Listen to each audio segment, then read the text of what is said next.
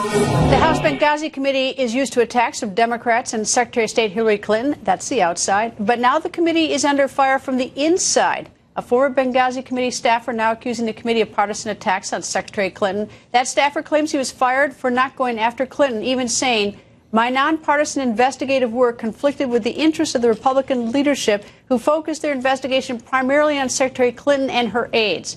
South Carolina Representative and Chairman of the House Benghazi Select Committee, Trey Gowdy, goes on the record. Good evening, sir. Good evening. How are you? Very well. So, for starters, this staffer, Mr. Bradley F. Podliska, have you ever met him? He says we met twice, but it left so little impression upon me, I don't recall it. All right. You've heard his complaints. He said that the committee is partisan, that he got fired because he wouldn't be partisan. And you respond how? Well, let me say two things. First of all, the most interesting thing happened this afternoon, Greta. I got a letter from his lawyers that they don't want to discuss this publicly anymore. They were happy to discuss it Friday, Saturday, and Sunday when they were making these incendiary allegations. But as soon as some facts started trickling out, now they don't want to talk about it. They want it to be confidential. Let me just tell you and your viewers this. He left in June of this year, so he doesn't have any idea what our committee has done since June, but I'm going to be happy to tell him. We've done 50 witness interviews since the email story broke. 50. Precisely one of them has been exclusively related to her email, and that was Brian Pagliano. And as you recall, Greta, that was a really short interview because he invoked his Fifth Amendment privilege. We have done 14 DOD and intel witnesses, which of course would have nothing to do with Secretary Clinton. So out of 50, one has been exclusively related to her. I'm bad with math, but I think that's 2%. All right. He said also that there was retaliation because he wanted to go on active duty, and there was some pushback from the committee last spring. Well, Greta, I can tell you this. His leave was approved every time he wanted to go. And my top lawyer was the top lawyer for the United States Army. He's a three-star general whose reputation for honor and integrity is unassailable. He's the top lawyer for the Army, a three-star general. So if anyone would understand the rights of reservists, it would be my chief counsel. So I don't care what the Democrats say about me, Greta. I've been in a courtroom for 16 years. I've heard it before. But I've got women and men downstairs who are professional. They are character-driven. They are former federal prosecutors, former House ethics attorneys, a former three-star United States general. So I'll just be damned if I'm going to let anybody besmirch their reputation. You can say what you want about me. I signed up for it. But do not talk about the professional folks who have dedicated their lives to the memory of four fellow Americans. All right. Why was Podliska, was he fired, by the way? And if so, what was the reason?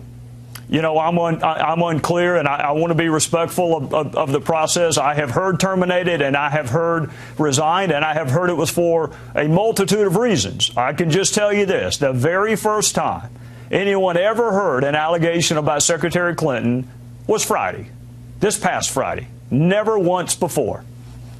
Had he been, I know that he's filed a lawsuit. First of all, has he asked for any specific amount of money? He hasn't asked me, but I haven't been part of the mediation process. I haven't been part of any of that. It was brought to my attention Thursday as a reservist claim, and then Friday, Saturday, and Sunday, he was happy to litigate this matter publicly with any national media outlet that would listen.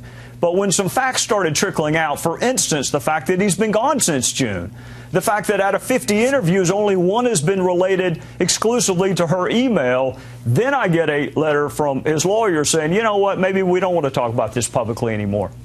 Has he been deposed? Because in the connection with this, and if he has been deposed, did he bring up the business about the partisanship with Secretary Clinton? I don't believe he's been deposed because it's not in litigation. And the very first time anyone on our side heard any allegations about Secretary Clinton, the very first time was Friday.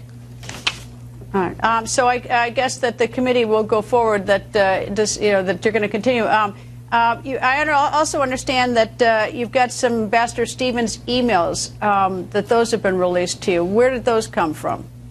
Yeah, they came from the State Department, Greta, and I think that is so important for your viewers. Ambassador Stevens for the very first time, a committee of Congress bothered to ask for all of his emails. So when you hear my House Democrat colleagues talk about the 7 previous congressional committees, not a single one of them bothered to ask for the emails of our former ambassador. And as you know, Greta, his emails would be important for all 3 tranches in Libya, the before, the during, and possibly even the construction of the talking points in terms of what led to the attacks, if he had sent an email that evening. Did they fail to ask for them, or is someone holding these emails back?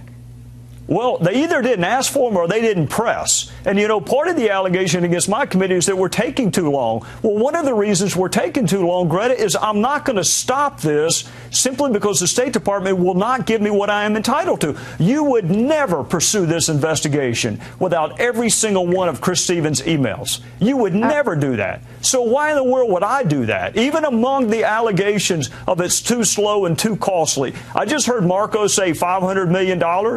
For 5 ISIS fighters. I think $4 million, if that's the figure, is just right for 4 dead Americans. And I'm going to spend more than that, if necessary, to get all the documents. What are the odds you're going to run for Speaker? 0. If there's, I don't know if you believe in negative numbers or not, but if there were a negative percentage, I would give you that. There's a gentleman from Wisconsin that I think is uniquely well qualified, and I'm from South Carolina. Congressman, thank you for joining us, sir. Yes, ma'am. Thank you.